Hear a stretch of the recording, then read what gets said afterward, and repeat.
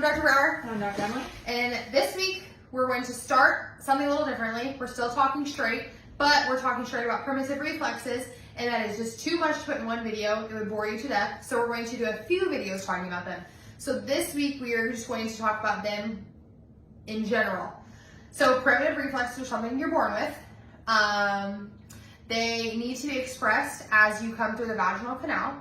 So it's a little tricky for our belly birth babies. Obviously, you're gonna say it all the time. Sometimes those things are a necessary evil. So don't hear what we're not saying, but they aren't always exhibited when we don't come through the canal on our own.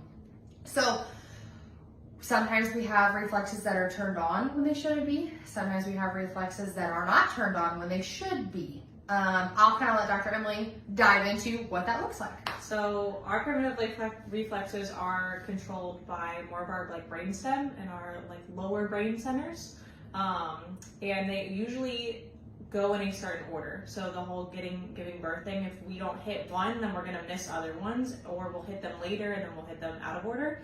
And they're a reflex, so the same thing as hitting your knee. If I hit the knee, something happens, then it kicks. So when something happens, when there's a sensory input, there's a motor output. And so later, that's how, or as we're babies, that's how we learn how to move, that's how we learn how to crawl, roll, and all that stuff, because it's just a reflex. It's something they do. That's why they jump and they startle, or they roll over.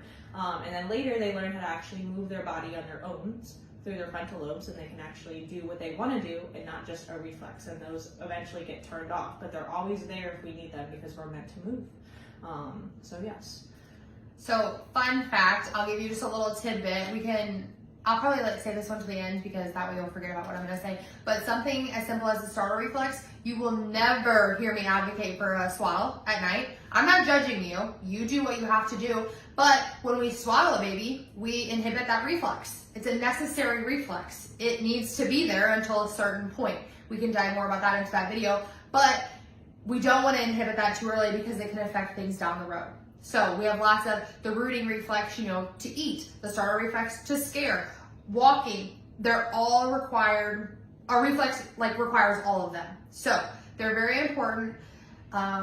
They should not be getting overlooked. Half the time, I don't know about you, I'm not great. I check them and don't usually tell parents I'm checking them until there's an issue. There's lots of exercises that we can do to rectify the situation of bringing them back or getting rid of them when we need to. There's some adults who still have their primitive reflexes. So stay tuned. This will probably be almost a 2-month long segment, but we're excited. If you have any questions or want us to go over any of them first, drop them below. Otherwise, we hope you have a great week.